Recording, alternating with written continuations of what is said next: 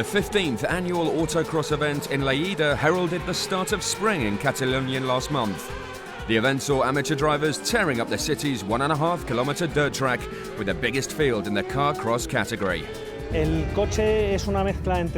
car is a combination between a motorbike and a buggy. It has a 600cc bike engine with 115 to 120 horsepower, and playing with the grip of the car is what makes it so fun to drive. This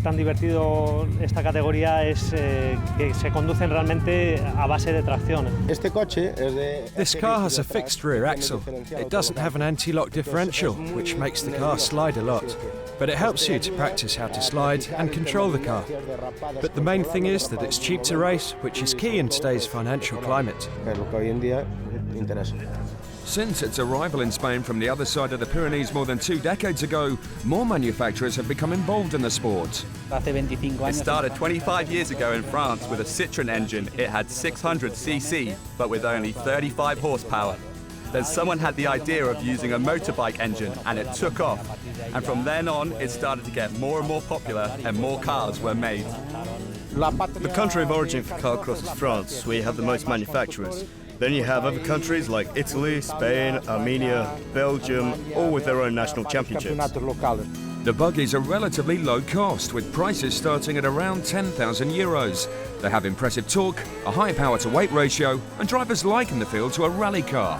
It's a car that allows you to get the same positive response as a rally car. There are several WRC drivers, for example Loeb, Hirvonen, Lavela, Danny Sordo, and they all own a car cross that they use for practicing in between rallies. That just shows you that these machines have similar characteristics to world rally cars. They're great to drive. It's like a cross between a sports car and a motorbike. You've got the acceleration of a bike and the handling of a sports car. The adrenaline that you get is incredible. Something that you can enjoy from inside the car and from the outside. It's just pure speed. In northern Spain especially, car cross has taken off with regional competitions and a hard-fought 6-round national championship. The key to winning a car cross championship in Spain is to work a lot on your car. In this category, there's a lot of competition and rivalry between drivers. There are around 60 to 70 drivers at every race. That pushes everyone to increase their resources on their engines, tyres, the time they spend in their car, so they can practice as much as possible before races. Obviously, there is a lot of rivalry between the top drivers, and there may be some friction. But normally everything ends well because of the goodwill between us.